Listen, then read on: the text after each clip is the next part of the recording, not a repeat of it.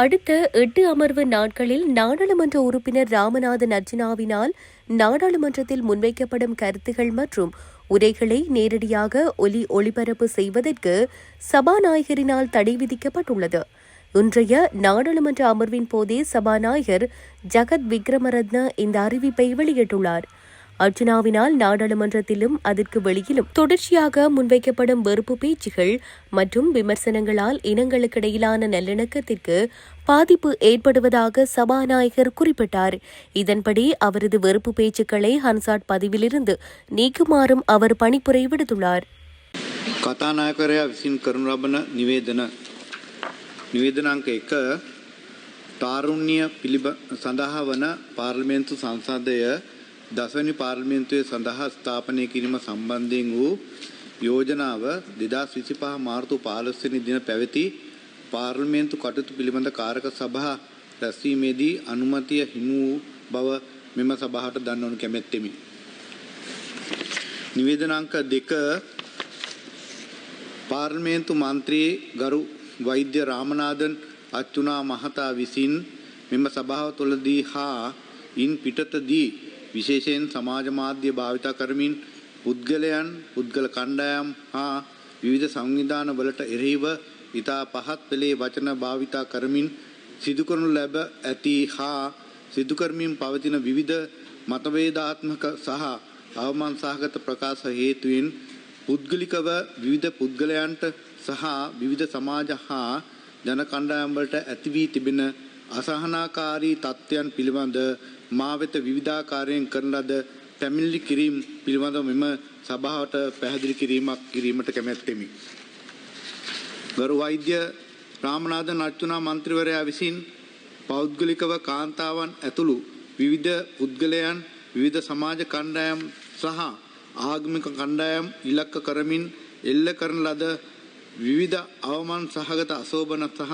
දැඩි මතභේදාත්මක ප්‍රකාශ සම්බන්ධව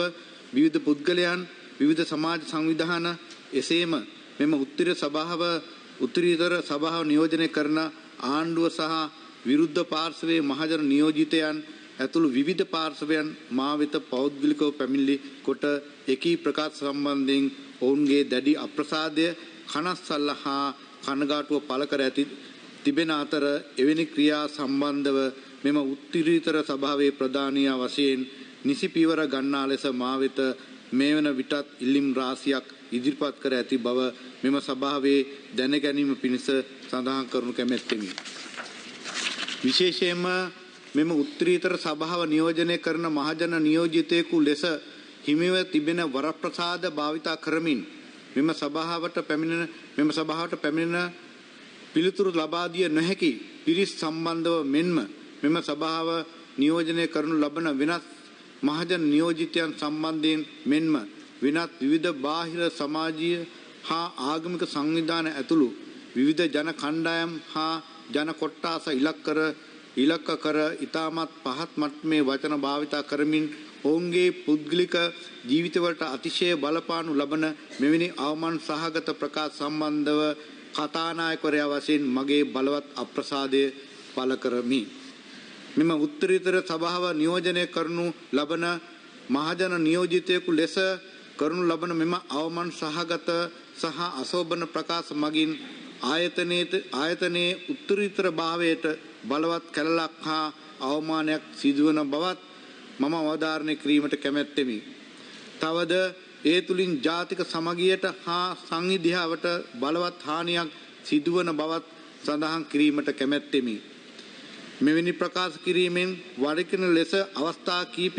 කීපයකදීම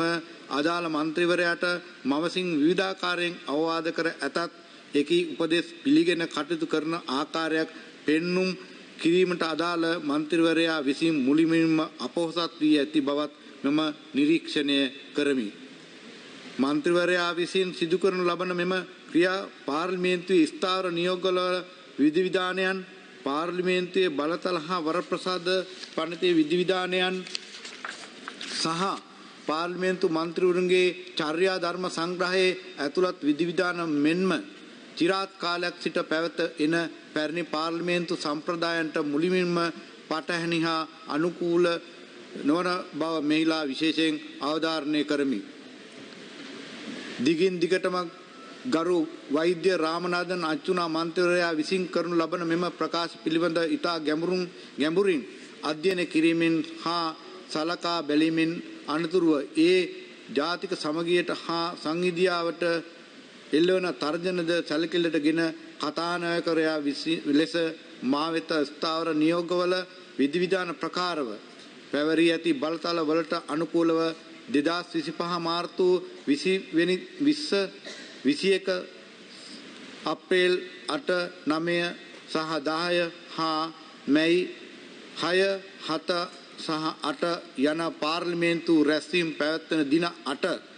තුලදී ගරු පාර්ලිමේන්තු මන්ත්‍රී වෛද්‍ය රාමනාදන් අච්චුනා මහතා විසින්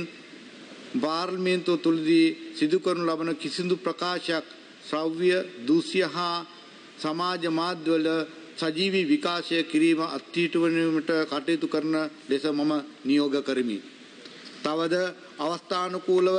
මන්ත්‍රීවරයා විසින් සිදු කරනු ලබන එවැනි අවමන් සහගත අශෝභන සහ පහත් පෙළේ වචන යොදා ගනිමින් කරනු ලබන ප්‍රකාශ සියල්ල හැන්සාඩ් වාර්තා වලින් ඉවත් කිරීමට පියවර ගනු ලබන බවත් වැඩිදුරටත් මෙම සභාවට දැනුම් දීමට කැමැත්තෙමි. තවද මෙලෙස සජීවී විකාශය අත්හිටුවීමට කටයුතු කරන කාලය තුලදී මන්ත්‍රීවරයා විසින් පවත්වනු ලබන කතාවල අන්තර්ගතය සහ